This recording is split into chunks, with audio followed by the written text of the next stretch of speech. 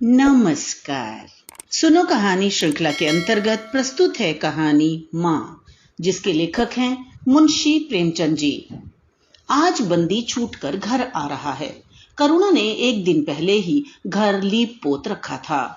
इन 3 वर्षों में उसने कठिन तपस्या करके जो 10-5 रुपए जमा कर रखे थे, वे सब पति के सत्कार और स्वागत की तैयारियों में खर्च कर दिए। पति के लिए धोतियों का नया जोड़ा लाई थी, नए कुर्ते बनवाए थे, बच्चों के लिए नए कोट और टोपी की आयोजना की थी। बार बार बच्चे को गले लगाती और प्रसन्न होती। अगर इस बच्चे ने सूर्य की भांति उदय होकर उसके अंधेरे जीवन को प्रदीप्त न कर दिया होता, तो कदाचित ठोकरों ने उसके जीवन का अंत कर दिया होता। पति के कारावास दंड के 3 ही महीने बाद इस बालक का जन्म हुआ। उसी का मुंह देख देख कर करुणा ने ये 3 साल काट दिए थे। वह सोचती, जब मैं बालक को उनके सामने ले जाऊंगी तो वे कितने प्रसन्न होंगे। उसे देखकर पहले तो चकित हो जाएंगे, फिर गोद में उठा लेंगे और कहेंगे, करुणा, तुमने यह रत्न देकर मुझे निहाल कर दिया। कैद के सारे कष्ट बालक की तोतली बातों में भूल जाएंगे। उसकी एक सरल, पवित्र, मोहक दृष्टि हृदय की सारी व्यवस्थाओं को धो डालेगी। इस कल्पना का आनंद लेकर वह फूली ना समाती थी। वह सोच रही थी, आदित्य के साथ बहुत से आदमी होंगे। जिस समय वे द्वार पर पहुंचेंगे, जय जयकार की ध्वनि से आकाश गूंज उठेगा। वह कितना स्वर्गीय दृश्य होगा। उन आदमियों के बैठने के लिए करुणा ने एक फटा सा टाट बिछा दिया था, कुछ पान बना दिए थे और बार बार आशामय नेत्रों से द्वार की ओर ताकती थी। पति की वह सुदृढ़, उदार, तेजपूर्ण मुद्रा बार बार आंखों में फिर आती थी। उनकी वे बातें बार बार याद आ जाती थीं, जो चलते समय उनके मुख से निकलती थीं। उनका वह धैर्य, वह आत्मबल जो पुलिस के प्रहारों के सामने भी अटल रहा था, वह मुस्कुराहट जो उस समय भी उनके अधरों पर खेल रही थी, वह आत्माभिमान जो उस समय भी उनके मुख से टपक रहा था, क्या करुणा के हृदय से कभी विस्मृत हो सकता था? उसका स्मरण आते ही करुणा के निस्तेज मुख पर आत्मगौरव की लालिमा छा गई। यही वह अवलंब था जिसने इन 3 वर्षों की घोर यातनाओं में भी उसके हृदय को आश्वासन दिया था। कितनी ही रातें फाकों से गुजरी, बहुधा घर में दीपक जलने की नौबत भी न आती थी, पर दीनता के आंसू कभी उसकी आंखों से न गिरे। आज उन सारी विपत्तियों का अंत हो जाएगा। पति के प्रगाढ़ आलिंगन में वह सब कुछ हंसकर झेल लेगी। वह अनंत निधि पाकर फिर उसे कोई अभिलाषा न रहेगी। गगन पथ का चिरगामी लपका हुआ विश्राम की ओर चला जाता था, जहां संध्या ने सुनहरा फर्श सजाया था और उज्जवल पुष्पों की सेज बिछा रखी थी। उसी समय करुणा को एक आदमी लाठी टेकता हुआ आता दिखाई दिया, मानो किसी जीर्ण मनुष्य की वेदना ध्वनि हो। पग पग पर रुक कर खांसने लगता था। उसका सिर झुका हुआ था। करुणा उसका चेहरा न देख सकती थी, लेकिन चाल ढाल से कोई बूढ़ा आदमी मालूम होता था। पर एक क्षण में जब वह समीप आ गया तो करुणा पहचान गई, वह उसका प्यारा पति ही था। किंतु शोक, उसकी सूरत कितनी बदल गई थी। वह जवानी, वह तेज, वह चपलता, वह सुगठन सब प्रस्थान कर चुका था। केवल हड्डियों का एक ढांचा रह गया था। ना कोई संगी, न साथी, न यार, न दोस्त। करुणा उसे पहचानते ही बाहर निकल आई, पर आलिंगन की कामना हृदय में दबाकर रह गई। सारे मंसूबे धूल में मिल गए। सारा मनोल्लास आंसुओं के प्रवाह में बह गया, विलीन हो गया। आदित्य ने घर में कदम रखते ही मुस्कुराकर करुणा को देखा, पर उसकी मुस्कान में वेदना का एक संसार भरा हुआ था। करुणा ऐसी शिथिल हो गई मानो हृदय का स्पंदन रुक गया हो। वह फटी हुई आंखों से स्वामी की ओर टकटकी बांधे खड़ी थी, मानो उसे अपनी आंखों पर भी विश्वास न आता हो। स्वागत या दुख का एक शब्द भी उसके मुंह से न निकला। बालक भी गोद में बैठा हुआ सहमी आंखों से इस कंकाल को देख रहा था और माता की गोद में चिपटा जाता था। आखिर उसने कातर स्वर में कहा, ये तुम्हारी क्या दशा है? बिल्कुल पहचाने नहीं जाते। आदित्य ने उसकी चिंता को शांत करने के लिए मुस्कुराने की चेष्टा करके कहा, कुछ नहीं, जरा दुबला हो गया हूं। तुम्हारे हाथों का भोजन पाकर फिर स्वस्थ हो जाऊंगा। करुणा, छी, सूख कर कांटा हो गए। क्या वहां भरपेट भोजन नहीं मिलता? तुम कहते थे राजनीतिक आदमियों के साथ बड़ा अच्छा व्यवहार किया जाता है और वे तुम्हारे साथी क्या हो गए जो तुम्हें आठों पहर घेरे रहते थे और तुम्हारे पसीने की जगह खून बहाने को तैयार रहते थे? आदित्य की त्योरियों पर बल पड़ गए। बोले, यह बड़ा ही कटु अनुभव है करुणा। मुझे न मालूम था कि मेरे कैद होते ही लोग मेरी ओर से यूं आंखें फेर लेंगे, कोई बात भी न पूछेगा। राष्ट्र के नाम पर मिटने वालों का यही पुरस्कार है, यह मुझे न मालूम था। जनता अपने सेवकों को बहुत जल्द भूल जाती है, यह तो मैं जानता था, लेकिन अपने सहयोगी और सहायक इतने बेवफा होते हैं, इसका मुझे यह पहला ही अनुभव हुआ। लेकिन मुझे किसी से शिकायत नहीं। सेवा स्वयं अपना पुरस्कार है। मेरी भूल थी कि मैं इसके लिए यश और नाम चाहता था। करुणा, तो क्या वहां भोजन भी न मिलता था? आदित्य, यह न पूछो करुणा, बड़ी करुण कथा है। बस यही गनीमत समझो कि जीता लौट आया। तुम्हारे दर्शन बदे थे, नहीं कष्ट तो ऐसे ऐसे उठाए कि अब तक मुझे प्रस्थान कर जाना चाहिए था। मैं जरा लेटूंगा, खड़ा नहीं रहा जाता। दिन भर में इतनी दूर आया हूं। करुणा, चलकर कुछ खा लो तो आराम से लेटो। बालक को गोद में उठाकर बोली, बाबूजी हैं बेटा, तुम्हारे बाबूजी, इनकी गोद में जाओ, तुम्हें प्यार करेंगे। आदित्य ने आंसू भरी आंखों से बालक को देखा और उनका एक एक रोम उनका तिरस्कार करने लगा। अपनी जीर्ण दशा पर उन्हें कभी इतना दुख न हुआ था। ईश्वर की असीम दया से यदि उनकी दशा संभल जाती तो वे फिर कभी राष्ट्रीय आंदोलन के समीप न जाते। इस फूल से बच्चे को यूं संसार में लाकर दरिद्रता की आग में झोंकने का उन्हें क्या अधिकार था? वे अब लक्ष्मी की उपासना करेंगे और अपना क्षुद्र जीवन बच्चे के लालन पालन के लिए अर्पित कर देंगे। उन्हें इस समय ऐसा ज्ञात हुआ कि बालक उन्हें उपेक्षा की दृष्टि से देख रहा है, मानो कह रहा है, मेरे साथ आपने कौन सा कर्तव्य पालन किया? उनकी सारी कामना, सारा प्यार बालक को हृदय से लगा देने के लिए अधीर हो उठा, पर हाथ फैल न सके। हाथों में शक्ति ही न थी। करुणा बालक को लिए हुए उठी और थाली में कुछ भोजन निकाल कर लाई। आदित्य ने क्षुधापूर्ण नेत्रों से थाली की ओर देखा, मानो आज बहुत दिनों के बाद कोई खाने की चीज सामने आई है। जानता था कि कई दिनों के उपवास के बाद और आरोग्य की इस गई गुजरी दशा में उसे जबान को काबू में रखना चाहिए, पर सब्र न कर सका। थाली पर टूट पड़ा और देखते देखते थाली साफ कर दी। करुणा सशंक हो गई। उसने दोबारा किसी चीज के लिए न पूछा, थाली उठाकर चली गई, पर उसका दिल कह रहा था, इतना तो कभी ना खाते थे। करुणा बच्चे को कुछ खिला रही थी कि एकाएक कानों में आवाज आई, करुणा। करुणा ने आकर पूछा, क्या तुमने मुझे पुकारा है? आदित्य का चेहरा पीला पड़ गया था और सांस जोर जोर से चल रही थी। हाथों के सहारे वहीं टाट पर लेट गए थे। करुणा उनकी ये हालत देखकर घबरा गई। बोली, जाकर किसी वैद्य को बुला लाऊं? आदित्य ने हाथ के इशारे से उसे मना करके कहा, व्यर्थ है करुणा, अब तुमसे छिपाना व्यर्थ है। मुझे तपेदिक हो गया है, कई बार मरते मरते बच गया हूं। तुम लोगों के दर्शन बदे थे, इसलिए प्राण न निकलते थे। देखो प्रिय, रो मत। करुणा ने सिसकियों को दबाते हुए कहा, मैं वैद्य को लेकर अभी आती हूं। आदित्य ने फिर सिर हिलाया, नहीं करुणा, केवल मेरे पास बैठी रहो। अब किसी से कोई आशा नहीं है, डॉक्टरों ने जवाब दे दिया है। मुझे तो यह आश्चर्य है कि यहां पहुंच कैसे गया। न जाने कौन सी दैवी शक्ति मुझे वहां से खींच लाई। कदाचित यह इस बुझते हुए दीपक की अंतिम झलक थी। आह, मैंने तुम्हारे साथ बड़ा अन्याय किया, इसका मुझे हमेशा दुख रहेगा। मैं तुम्हें कोई आराम न दे सका, तुम्हारे लिए कुछ न कर सका, केवल सुहाग का दाग लगाकर और एक बालक के पालन का भार छोड़कर चला जा रहा हूं। आह। करुणा ने हृदय को दृढ़ करके कहा, तुम्हें कहीं दर्द तो नहीं है? आग बना लाऊं? कुछ बताते क्यों नहीं? आदित्य ने करवट बदलकर कहा, कुछ करने की जरूरत नहीं है प्रिय, कहीं दर्द नहीं। बस ऐसा मालूम हो रहा है कि दिल बैठा जाता है, जैसे पानी में डूबा जाता हूं।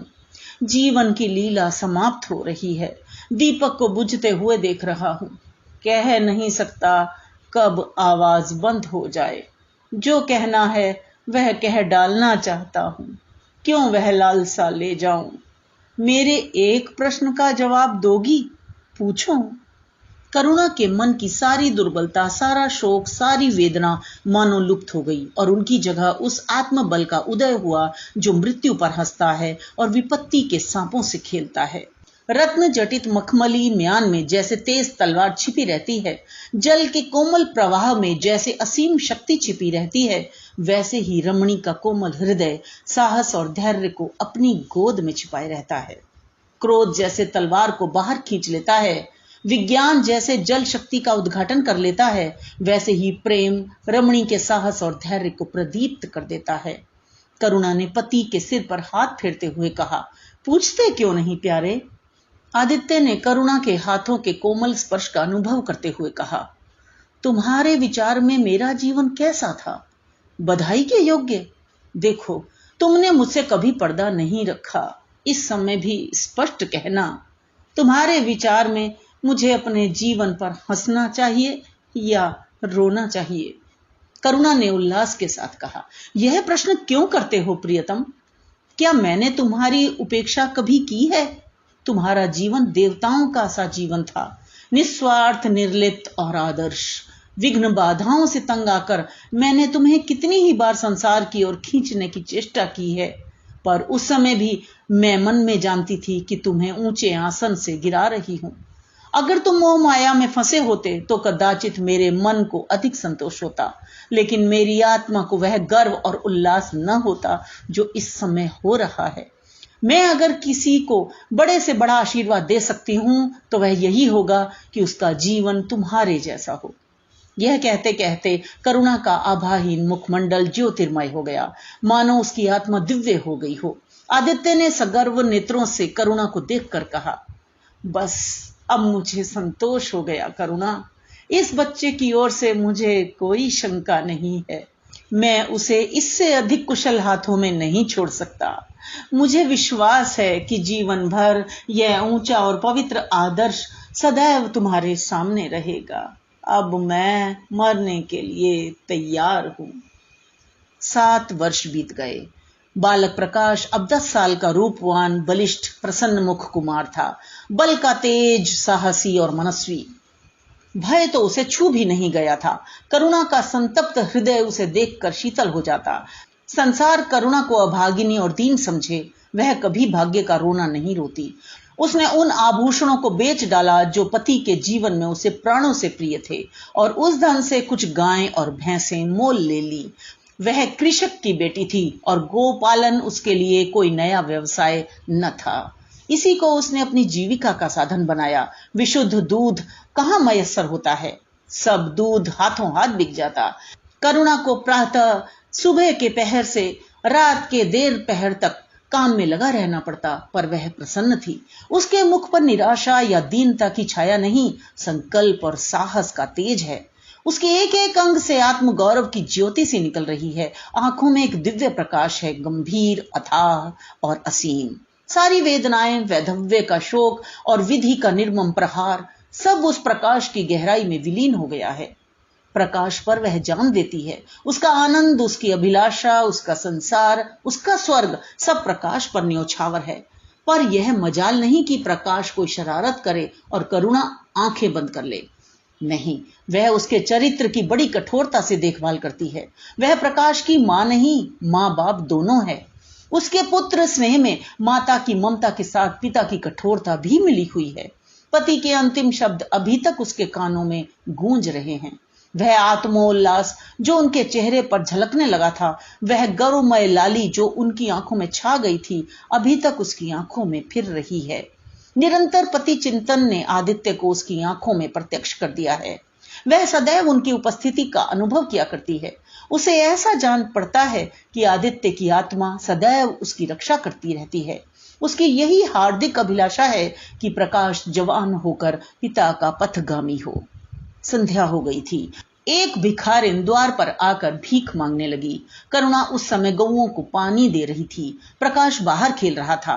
प्रकाश बालक ही तो ठहरा, शरारत सूझी, घर में गया और कटोरे में थोड़ा सा भूसा लेकर बाहर निकला। भिखारिन ने अब की झोली फैला दी। प्रकाश ने भूसा उसकी झोली में डाल दिया और जोर जोर से तालियां बजाता हुआ भागा। भिखारिन ने अग्निमय नेत्रों से देखकर कहा, वाह रे लाडले, मुझसे हंसी करने चला है, यही माँ बाप ने सिखाया है, तब तो खूब कुल का नाम जगाओगे। करुणा उसकी बोली सुनकर बाहर निकल आई और पूछा, क्या है माता, किसे कह रही हो? भिखारी ने प्रकाश की तरफ इशारा करके कहा, वह तुम्हारा लड़का है ना, देखो कटोरे में भूसा भरकर मेरी झोली में डाल गया है। चुटकी भर आटा था, वह भी मिट्टी में मिल गया। कोई इस तरह दुखियों को सताता है? सबके दिन एक से नहीं रहते, आदमी को घमंड न करना चाहिए। करुणा ने कठोर स्वर में पुकारा, प्रकाश। प्रकाश लज्जित न हुआ, अभिमान से सिर उठाए हुए आया और बोला, वह हमारे घर भीख क्यों मांगने आई है, कुछ काम क्यों नहीं करती? करुणा ने उसे समझाने की चेष्टा करके कहा, शर्म नहीं आती, उल्टे और आंख दिखाते हो। प्रकाश, शर्म क्यों आए, यह क्यों रोज भीख मांगने आती है? हमारे यहां क्या कोई चीज मुफ्त आती है? करुणा, तुम्हें कुछ ना देना था तो सीधे से कह देते, जाओ। तुमने यह शरारत क्यों की? प्रकाश, उनकी आदत कैसे छूटती? करुणा ने बिगड़ कर कहा, अब तुम पिटोगे मेरे हाथों। प्रकाश, पिटूंगा क्यों, आप जबरदस्ती पीटेंगी? दूसरे मुल्कों में अगर कोई भीख मांगे तो कैद कर लिया जाए, यह नहीं कि उल्टे भिखमंगों को और शह दी जाए। करुणा, जो अपंग है वह कैसे काम करे? प्रकाश, तो जाकर डूब मरे, जिंदा क्यों रहती है? करुणा निरुत्तर हो गई। भिखारिन को तो उसने आटा दाल देकर विदा किया, किंतु प्रकाश का कुतर्क उसके हृदय में फोड़े के समान टीसता रहा। उसने यह धृष्टता, यह अभिनय कहां सीखा? रात को भी उसे बार बार यही ख्याल सताता रहा। आधी रात के समीप एकाएक प्रकाश की नींद टूटी। लालटेन जल रही है और करुणा बैठी रो रही है। उठ बैठा और बोला, अम्मा, तुम अभी सोई नहीं? करुणा ने मुंह फेर कर कहा, नींद नहीं आई। तुम कैसे जग गए, प्यास तो नहीं लगी है? प्रकाश, नहीं अम्मा, न जाने क्यों आंख खुल गई, मुझसे आज बड़ा अपराध हुआ अम्मा। करुणा ने उसके मुख की ओर स्नेह के नेत्रों से देखा। प्रकाश, मैंने आज भिखारिन के साथ बड़ी नटखट की, मुझे क्षमा करो, फिर कभी ऐसी शरारत न करूंगा। यह कहकर रोने लगा। करुणा ने स्नेहार्द होकर उसे गले से लगा लिया और उसके कपोलों का चुंबन करके बोली, बेटा, मुझे खुश करने के लिए यह कह रहे हो या तुम्हारे मन में सचमुच पछतावा हो रहा है? प्रकाश ने सिसकते हुए कहा, नहीं अम्मा, मुझे दिल से अफसोस हो रहा है। अब की वह बुढ़िया आएगी तो मैं उसे बहुत से पैसे दूंगा। करुणा का हृदय मतवाला हो गया। ऐसा जान पड़ा आदित्य सामने खड़े बच्चे को आशीर्वाद दे रहे हैं और कह रहे हैं, करुणा, क्षोभ मत कर, प्रकाश अपने पिता का नाम रोशन करेगा, तेरी संपूर्ण कामना पूरी हो जाएंगी। लेकिन प्रकाश के कर्म और वचन में मेल न था और दिनों के साथ उसके चरित्र का अंग प्रत्यक्ष होता जाता था। ज़हीन था ही, विश्वविद्यालय से उसे वजीफे मिलते थे। करुणा भी उसकी यथेष्ट सहायता करती थी, फिर भी उसका खर्च पूरा न पड़ता था। वह मित व्ययता और सरल जीवन पर विद्वता से भरे हुए व्याख्यान दे सकता था, पर उसका रहन सहन फैशन के अंधभक्तों से जौ भर घटकर न था। प्रदर्शन की धुन उसे हमेशा सवार रहती थी। उसके मन और बुद्धि में निरंतर द्वंद्व होता रहता था। मन जाति की ओर था, बुद्धि अपनी ओर। बुद्धि मन को दबाए रहती थी, उसके सामने मन की एक न चलती थी। जाति सेवा ऊसर की खेती है, वहां बड़े से बड़ा उपहार जो मिल सकता है वह है गौरव और यश, पर वह भी स्थायी नहीं, इतना अस्थिर कि क्षण में जीवन भर की कमाई पर पानी फिर सकता है। अतएव उसका अंतःकरण अनिवार्य वेग के साथ विलासमय जीवन की ओर झुकता था, यहां तक कि धीरे धीरे उसे त्याग और निग्रह से घृणा होने लगी। वह दुरावस्था और दरिद्रता को हे समझता था। उसके हृदय न था, भाव न थे, केवल मस्तिष्क था। मस्तिष्क में दर्द कहां, वहां तो तर्क हैं, मंसूबे हैं। सिंध में बाढ़ आई, हजारों आदमी तबाह हो गए। विद्यालय ने वहां एक सेवा समिति भेजी। प्रकाश के मन में द्वंद्व होने लगा, जाऊं या न जाऊं। इतने दिनों अगर वह परीक्षा की तैयारी करे तो प्रथम श्रेणी में पास हो। चलते समय उसने बीमारी का बहाना कर दिया। करुणा ने लिखा, तुम सिंध न गए इसका मुझे खेद है, तुम बीमार रहते हुए भी वहां जा सकते थे। समिति में चिकित्सक भी तो थे। प्रकाश ने पत्र का उत्तर न दिया। उड़ीसा में अकाल पड़ा, प्रजा मक्खियों की तरह मरने लगी। कांग्रेस ने पीड़ितों के लिए एक मिशन तैयार किया। उन्हीं दिनों विद्यालयों ने इतिहास के छात्रों को ऐतिहासिक खोज के लिए लंका भेजने का निश्चय किया। करुणा ने प्रकाश को लिखा, तुम उड़ीसा जाओ, किंतु प्रकाश लंका जाने को लालायित था। वह कई दिन इसी दुविधा में रहा। अंत को सीलोन ने उड़ीसा पर विजय पाई। करुणा ने अब की उसे कुछ न लिखा, चुपचाप रोती रही। सीलोन से लौटकर प्रकाश छुट्टियों में घर गया। करुणा उससे खिंची खिंची रही। प्रकाश मन में लज्जित हुआ और संकल्प किया कि अब की कोई अवसर आया तो अम्मा को अवश्य प्रसन्न करूंगा। यह निश्चय करके वह विद्यालय लौटा, लेकिन यहां आते ही फिर परीक्षा की फिक्र सवार हो गई। यहां तक कि परीक्षा के दिन आ गए, मगर इम्तिहान से फुर्सत पाकर भी प्रकाश घर न गया। विद्यालय के एक अध्यापक कश्मीर सैर करने जा रहे थे। प्रकाश उन्हीं के साथ कश्मीर चल खड़ा हुआ। जब परीक्षा फल निकला और प्रकाश प्रथम आया, तब उसे घर की याद आई। उसने तुरंत करुणा को पत्र लिखा और अपने आने की सूचना दी। माता को प्रसन्न करने के लिए उसने 2-4 शब्द जाति सेवा के विषय में भी लिखे। अब कि मैं आपकी आज्ञा का पालन करने को तैयार हूं। मैंने शिक्षा संबंधी कार्य करने का निश्चय किया है। इसी विचार से मैंने वह विशिष्ट स्थान प्राप्त किया है। हमारे नेता भी तो विद्यालयों के आचार्यों ही का सम्मान करते हैं। अभी तक इन उपाधियों के मोह से वे मुक्त नहीं हुए हैं। हमारे नेता भी योग्यता, सदुत्साह, लगन का उतना सम्मान नहीं करते जितना उपाधियों का। अब मेरी इज्जत करेंगे और जिम्मेदारी का काम सौंपेंगे, जो पहले मांगे भी न मिलता। करुणा की आस फिर बंधी। विद्यालय खुलते ही प्रकाश के नाम रजिस्ट्रार का पत्र पहुंचा। उन्होंने प्रकाश को इंग्लैंड जाकर विद्याभ्यास करने के लिए सरकारी वजीफे की मंजूरी की सूचना दी थी। प्रकाश पत्र हाथ में लिए हर्ष के उन्माद में जाकर मां से बोला, अम्मा, मुझे इंग्लैंड जाकर पढ़ने के लिए सरकारी वजीफा मिल गया। करुणा ने उदासीन भाव से पूछा, तो तुम्हारा क्या इरादा है? प्रकाश, मेरा इरादा? ऐसा अवसर पाकर भला कौन छोड़ता है? करुणा, तुम तो स्वयं सेवकों में भर्ती होने जा रहे थे। प्रकाश, तो आप समझती हैं स्वयं सेवक बन जाना ही जाति सेवा है? मैं इंग्लैंड से आकर भी तो सेवा कार्य कर सकता हूं। और अम्मा, सच पूछो तो एक मजिस्ट्रेट अपने देश का जितना उपकार कर सकता है, उतना 1000 स्वयं सेवक मिलकर भी नहीं कर सकते। मैं तो सिविल सर्विस की परीक्षा में बैठूंगा और मुझे विश्वास है कि सफल हो जाऊंगा। करुणा ने चकित होकर पूछा, तो क्या तुम मजिस्ट्रेट हो जाओगे? प्रकाश, सेवा भाव रखने वाला एक मजिस्ट्रेट कांग्रेस के 1000 सभापतियों से ज्यादा उपकार कर सकता है। अखबारों में उसकी लंबी लंबी तारीफें न छपेंगी, उसकी वक्तृताओं पर तालियां न बजेंगी, जनता उसके जुलूस की गाड़ी न खींचेगी और न विद्यालयों के छात्र उसको अभिनंदन पत्र देंगे। पर सच्ची सेवा मजिस्ट्रेट ही कर सकता है। करुणा ने आपत्ति के भाव से कहा, लेकिन यही मजिस्ट्रेट तो जाति के सेवकों को सजाएं देते हैं, उन पर गोलियां चलाते हैं। प्रकाश, अगर मजिस्ट्रेट के हृदय में परोपकार का भाव है तो वह नरमी से वही काम करता है जो दूसरे गोलियां चलाकर भी नहीं कर सकते। करुणा, मैं यह नहीं मानूंगी। सरकार अपने नौकरों को इतनी स्वाधीनता नहीं देती। वह एक नीति बना देती है और हर एक सरकारी नौकर को उसका पालन करना पड़ता है। सरकार की पहली नीति यह है कि वह दिन दिन अधिक संगठित और दृढ़ हो। इसके लिए स्वाधीनता के भावों का दमन करना जरूरी है। अगर कोई मजिस्ट्रेट इस नीति के विरुद्ध काम करता है तो वह मजिस्ट्रेट न रहेगा।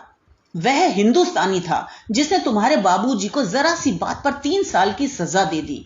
इसी सजा ने उनके प्राण ले लिए। बेटा, मेरी इतनी बात मानो, सरकारी पदों पर न गिरो। मुझे यह मंजूर है कि तुम मोटा खाकर और मोटा पहनकर देश की कुछ सेवा करो, इसके बदले कि तुम हाकिम बन जाओ और शान से जीवन बिताओ। यह समझ लो कि जिस दिन तुम हाकिम की कुर्सी पर बैठोगे, उस दिन से तुम्हारा दिमाग हाकिमों का सा हो जाएगा। तुम यही चाहोगे कि अफसरों में तुम्हारी नेकनामी और तरक्की हो। एक गंवारू मिसाल लो। लड़की जब तक मैके में कुंवारी रहती है, वह अपने को उसी घर की समझती है, लेकिन जिस दिन ससुराल चली जाती है, वह अपने घर को दूसरों का घर समझने लगती है। माँ बाप भाई बंद सब वही रहते हैं, लेकिन वह घर अपना नहीं रहता। यही दुनिया का दस्तूर है। प्रकाश ने खींच कर कहा, तो क्या आप यही चाहती हैं कि मैं जिंदगी भर चारों तरफ ठोकरें खाता फिरूं? करुणा कठोर नेत्रों से देखकर बोली, अगर ठोकर खाकर आत्मा स्वाधीन रह सकती है तो मैं कहूंगी ठोकर खाना अच्छा है। प्रकाश ने निश्चयात्मक भाव से पूछा, तो आपकी यही इच्छा है? करुणा ने उसी स्वर में उत्तर दिया, हाँ, मेरी यही इच्छा है। प्रकाश ने कुछ जवाब न दिया, उठकर बाहर चला गया और तुरंत रजिस्ट्रार को इनकारी पत्र लिख भेजा। मगर उसी क्षण से मानो उसके सिर पर विपत्ति ने आसन जमा लिया। विरक्त और विमन अपने कमरे में लेटा रहता, कहीं घूमने न जाता, न किसी से मिलता, मुंह लटकाए भीतर आता और फिर बाहर चला जाता। यहां तक महीना गुजर गया। न चेहरे पर वह लाली रही, न वह ओज। आंखें अनाथों के मुख की भांति याचना से भरी हुई, ओंठ हंसना भूल गए, मानो उस इनकारी पत्र के साथ उसकी सारी सजीवता, सारी चपलता, सारी सरलता विदा हो गई। करुणा उसके मनोभाव समझती थी और उसके शोक को भुलाने की चेष्टा करती थी, पर रूठे देवता प्रसन्न न होते थे। आखिर एक दिन उसने प्रकाश से कहा, बेटा, अगर तुमने विलायत जाने की ठान ही ली है तो चले जाओ, मना ना करूंगी। मुझे खेद है कि मैंने तुम्हें रोका। अगर मैं जानती कि तुम्हें इतना आघात पहुंचेगा तो कभी ना रोकती। मैंने तो केवल इस विचार से रोका था कि तुम्हें जाति सेवा में मग्न देखकर तुम्हारे बाबूजी की आत्मा प्रसन्न होगी। उन्होंने चलते समय यही वसीयत की थी। प्रकाश ने रुखाई से जवाब दिया, अब क्या जाऊंगा, इनकारी खत लिख चुका। मेरे लिए कोई अब तक बैठा थोड़े ही होगा, कोई दूसरा लड़का चुन लिया होगा, और फिर करना ही क्या है। जब आपकी मर्जी है कि गांव गांव की खाक छानता फिरूं तो फिर वही सही। करुणा का गर्व चूर चूर हो गया। इस अनुमति से उसने बाधा का काम लेना चाहा था, पर सफल ना हुई। बोली, अभी कोई ना चुना गया होगा, लिख दो, मैं जाने को तैयार हूं। प्रकाश ने झुंझला कर कहा, अब कुछ नहीं हो सकता, लोग हंसी उड़ाएंगे। मैंने तय कर लिया है कि जीवन को आपकी इच्छा के अनुकूल बनाऊंगा। करुणा, तुमने अगर शुद्ध मन से यह इरादा किया होता तो यूं ना रहते। तुम मुझसे सत्याग्रह कर रहे हो। अगर मन को दबाकर, मुझे अपनी राह का कांटा समझकर तुमने मेरी इच्छा पूरी भी की तो क्या? मैं तो जब जानती कि तुम्हारे मन में आप ही आप सेवा का भाव उत्पन्न होता। तुम आप ही रजिस्ट्रार साहब को पत्र लिख दो। प्रकाश, अब मैं नहीं लिख सकता। तो इसी शोक में तने बैठे रहोगे? लाचारी है। करुणा ने और कुछ ना कहा। जरा देर में प्रकाश ने देखा कि वह कहीं जा रही है, मगर वह कुछ बोला नहीं। करुणा के लिए बाहर आना जाना कोई असाधारण बात न थी, लेकिन जब संध्या हो गई और करुणा न आई तो प्रकाश को चिंता होने लगी। अम्मा कहाँ गई? यह प्रश्न बार बार उसके मन में उठने लगा। प्रकाश सारी रात द्वार पर बैठा रहा। भांति भांति की शंकाएं मन में उठने लगी। उसे अब याद आया, चलते समय करुणा कितनी उदास थी, उसकी आंखें कितनी लाल थीं। ये बातें प्रकाश को उस समय क्यों नजर न आई? वह क्यों स्वार्थ में अंधा हो गया था? हाँ, अब प्रकाश को याद आया, माता ने साफ सुथरे कपड़े पहने थे, उनके हाथ में छतरी भी थी। तो क्या वह कहीं बहुत दूर गई हैं? किससे पूछे? अनिष्ट के भय से प्रकाश रोने लगा। श्रावण की अंधेरी भयानक रात थी। आकाश में श्याम मेघमालाएं भीषण स्वप्न की भांति छाई हुई थी। प्रकाश रह रहकर आकाश की ओर देखता था, मानो करुणा उन्हीं मेघमालाओं में छिपी बैठी हो। उसने निश्चय किया, सवेरा होते ही मां को खोजने चलूंगा, और अगर किसी ने द्वार खटखटाया। प्रकाश ने दौड़कर खोला तो देखा करुणा खड़ी है। उसका मुखमंडल इतना खोया हुआ, इतना करुण था, जैसे आज ही उसका सुहाग उठ गया है, जैसे संसार में अब उसके लिए कुछ नहीं रहा, जैसे वह नदी के किनारे खड़ी अपनी लदी हुई नाव को डूबते देख रही है और कुछ कर नहीं सकती। प्रकाश ने अधीर होकर पूछा, अम्मा कहाँ चली गई थी? बहुत देर लगाई। करुणा ने भूमि की ओर ताकते हुए जवाब दिया, एक काम से गई थी, देर हो गई। यह कहते हुए उसने प्रकाश के सामने एक बंद लिफाफा फेंक दिया। प्रकाश ने उत्सुक होकर लिफाफा उठा लिया। ऊपर ही विद्यालय की मोहर थी। तुरंत ही लिफाफा खोलकर पढ़ा। हल्की सी लालिमा चेहरे पर दौड़ गई। पूछा, यह तुम्हें कहां मिल गया अम्मा? करुणा, तुम्हारे रजिस्ट्रार के पास से आई हूं। क्या तुम वहां चली गई थी? और क्या करती, कल तो गाड़ी का समय ना था। मोटर ले ली थी। प्रकाश एक क्षण तक मौन खड़ा रहा, फिर कुंठित स्वर में बोला, जब तुम्हारी इच्छा नहीं है तो मुझे क्यों भेज रही हो? करुणा ने विरक्त भाव से कहा, इसलिए कि तुम्हारी जाने की इच्छा है। तुम्हारा यह मलिन वेश नहीं देखा जाता। अपने जीवन के 20 वर्ष तुम्हारी हित कामना पर अर्पित कर दिए, अब तुम्हारी महत्वाकांक्षा की हत्या नहीं कर सकती। तुम्हारी यात्रा सफल हो, यही मेरी हार्दिक अभिलाषा है। करुणा का हृदय रुंध गया और कुछ न कह सकी। प्रकाश उसी दिन से यात्रा की तैयारियां करने लगा। करुणा के पास जो कुछ था सब खर्च हो गया। कुछ ऋण भी लेना पड़ा। नए सूट बने, सूटकेस लिए गए। प्रकाश अपनी धुन में मस्त था। कभी किसी चीज की फरमाइश लेकर आता, कभी किसी चीज की। करुणा इस एक सप्ताह में इतनी दुर्बल हो गई है, उसके बालों पर कितनी सफेदी आ गई है, चेहरे पर कितनी झुर्रियां पड़ गई हैं, यह उसे कुछ नजर न आता। उसकी आंखों में इंग्लैंड के दृश्य समाये हुए थे। महत्वाकांक्षा आंखों पर पर्दा डाल देती है। प्रस्थान का दिन आया। आज कई दिनों के बाद धूप निकली थी। करुणा स्वामी के पुराने कपड़ों को बाहर निकाल रही थी। उनकी गाढ़े की चादरें, खद्दर के कुर्ते, पाजामे और लिहाफ अभी तक संदूक में संचित थे। प्रतिवर्ष वे धूप में सुखाए जाते और झाड़ पोंछ कर रख दिए जाते थे। करुणा ने आज फिर उन कपड़ों को निकाला, मगर सुखा कर रखने के लिए नहीं, गरीबों में बांट देने के लिए। वह आज पति से नाराज है। वह लुटिया, डोर और घड़ी जो आदित्य की चिर संगिनी थी और जिनकी 20 वर्ष से करुणा ने उपासना की थी, आज निकालकर आंगन में फेंक दी गई। वह झोली जो बरसों आदित्य के कंधों पर आरूढ़ रह चुकी थी, आज कूड़े में डाल दी गई। वह चित्र जिसके सामने 20 वर्ष से करुणा सिर झुकाती थी, आज वही निर्दयता से भूमि पर डाल दिया गया। पति का कोई स्मृति चिन्ह वह अब अपने घर में नहीं रखना चाहती। उसका अंतःकरण शोक और निराशा से विदीर्ण हो गया है और पति के सिवा वह किस पर क्रोध उतारे? कौन उसका अपना है? वह किससे अपनी व्यथा कहे, किसे अपनी छाती चीर कर दिखाए? वे होते तो क्या आज प्रकाश दास्ता की जंजीर गले में डालकर फूला न समाता? उसे कौन समझाए कि आदित्य भी इस अवसर पर पछताने के सिवा और कुछ न कर सकते। प्रकाश के मित्रों ने आज उसे विदाई का भोज दिया था। वहां से वह संध्या समय कई मित्रों के साथ मोटर पर लौटा। सफर का सामान मोटर पर रख दिया गया। तब वह अंदर आकर मां से बोला, अब जाता हूं, बंबई पहुंचकर पत्र लिखूंगा। तुम्हें मेरी कसम, रोना मत और मेरे खतों का जवाब बराबर देना। जैसे किसी लाश को बाहर निकालते समय संबंधियों का धैर्य छूट जाता है, रुके हुए आंसू निकल पड़ते हैं और शोक की तरंगे उठने लगती हैं, वही दशा करुणा की हुई। कलेजे में एक हाहाकार हुआ जिसने उसकी दुर्बल आत्मा के एक एक अणु को कंपा दिया। उसके मुख से शोक या आशीर्वाद का एक शब्द भी ना निकला। प्रकाश ने उसके चरण छुए, अश्रु जल से माता के चरणों को पखारा, फिर बाहर चला। करुणा पाषाण मूर्ति की भांति खड़ी थी। सहसा ग्वाले ने आकर कहा, बहू जी, भैया चले गए, बहुत रोते थे।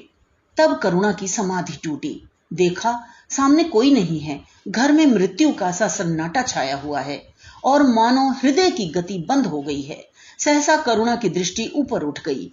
उसने देखा कि आदित्य अपनी गोद में प्रकाश की निर्जीव देह लिए खड़े रो रहे हैं। करुणा पछाड़ खाकर गिर पड़ी। करुणा जीवित थी, पर संसार से उसका कोई नाता न था। उसका छोटा सा संसार, जिसे उसने अपनी कल्पनाओं के हृदय में रचा रखा था, स्वप्न की भांति अनंत में विलीन हो गया था। जिस प्रकाश को सामने देखकर वह जीवन की अंधेरी रात में भी हृदय में आशाओं की संपत्ति लिए जी रही थी, वह बुझ गया और संपत्ति लुट गई। अब न कोई आश्रय था और न उसकी जरूरत। जिन गौओं को वह दोनों वक्त अपने हाथों से दाना चारा देती और सहलाती थी, वे अब खूंटे पर बंधी निराश नेत्रों से द्वार की ओर ताकती रहती थीं। बछड़ों को गले लगाकर पुचकारने वाला अब कोई न था, जिसके लिए वह दूध दूहे, मट्ठा निकाले। खाने वाला कौन था? करुणा ने अपने छोटे से संसार को अपने ही अंदर समेट लिया था।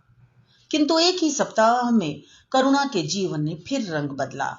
उसका छोटा सा संसार फैलते फैलते विश्वव्यापी हो गया। जिस लंगर ने नौका को तट से एक केंद्र पर बांध रखा था, वह उखड़ गया। अब नौका सागर के अशेष विस्तार में भ्रमण करेगी, चाहे वह उद्दाम तरंगों के वक्ष में ही क्यों ना विलीन हो जाए। करुणा द्वार पर आ बैठती और मोहल्ले भर के लड़कों को जमा करके दूध पिलाती। दोपहर तक मक्खन निकालती और वह मक्खन मोहल्ले के लड़के खाते। फिर भांति भांति के पकवान बनाती और कुत्तों को खिलाती। अब यही उसका नित्य का नियम हो गया। चिड़ियां, कुत्ते, बिल्लियां, चींटे, चींटियां सब अपने हो गए। प्रेम का वह द्वार अब किसी के लिए बंद न था। उस अंगुल भर जगह में जो प्रकाश के लिए भी काफी न थी, अब समस्त संसार समा गया था। एक दिन प्रकाश का पत्र आया। करुणा ने उसे उठाकर फेंक दिया। फिर थोड़ी देर के बाद उसे उठाकर फाड़ डाला और चिड़ियों को दाना चुगाने लगी। मगर जब निशा योगिनी ने अपनी धूनी जलाई और वेदनाएं उससे वरदान मांगने के लिए विकल हो होकर जली, तो करुणा की मनोवेदना भी सजग हो उठी। प्रकाश का पत्र पढ़ने के लिए उसका मन व्याकुल हो उठा। उसने सोचा, प्रकाश मेरा कौन है? मेरा उससे क्या प्रयोजन? हाँ, प्रकाश मेरा कौन है? हाँ, प्रकाश मेरा कौन है? हृदय ने उत्तर दिया, प्रकाश तेरा सर्वस्व है।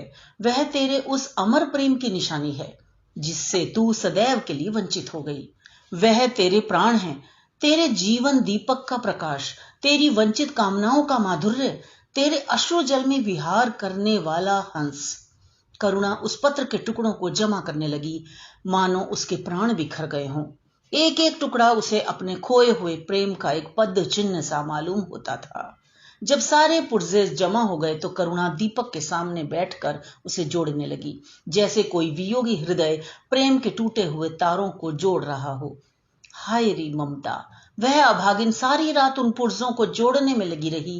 पत्र दोनों ओर लिखा था, इसलिए पुर्जों को ठीक स्थान पर रखना और भी कठिन था। कोई शब्द, कोई वाक्य बीच में गायब हो जाता। उस एक टुकड़े को वह फिर खोजने लगती। सारी रात बीत गई पर पत्र अभी तक अपूर्ण था। दिन चढ़ाया। मोहल्ले के लौंडे मक्खन और दूध की चाह में एकत्र हो गए। कुत्तों और बिल्लियों का आगमन हुआ। चिड़ियां आ आकर आंगन में फुदकने लगी। कोई ओखली पर बैठी, कोई तुलसी के चौतरे पर करुणा को सिर उठाने तक की फुर्सत नहीं। दोपहर हुई। करुणा ने सिर न उठाया। न भूख थी न प्यास। फिर संध्या हो गई, पर वह पत्र अभी तक अधूरा था। पत्र का आशय समझ में आ रहा था। प्रकाश का जहाज कहीं से कहीं जा रहा है। उसके हृदय में कुछ उठा हुआ है। क्या उठा हुआ है, यह करुणा न सोच सकी। करुणा पुत्र की लेखनी से निकले हुए एक एक शब्द को पढ़ना और उसे हृदय पर अंकित कर लेना चाहती थी। इस भांति 3 दिन गुजर गए। संध्या हो गई थी। 3 दिन की जगी आंखें जरा झपक गईं। करुणा ने देखा, एक लंबा चौड़ा कमरा है। उसमें मेजें और कुर्सियां लगी हुई हैं। बीच में ऊंचे मंच पर कोई आदमी बैठा हुआ है। करुणा ने ध्यान से देखा, प्रकाश था। एक क्षण में एक कैदी उसके सामने लाया गया। उसके हाथ पांव में जंजीर थी, कमर झुकी हुई। यह आदित्य थे। करुणा की आंखें खुल गईं, आंसू बहने लगे। उसने पत्र के टुकड़ों को फिर समेट लिया और उसे जलाकर राख कर डाला।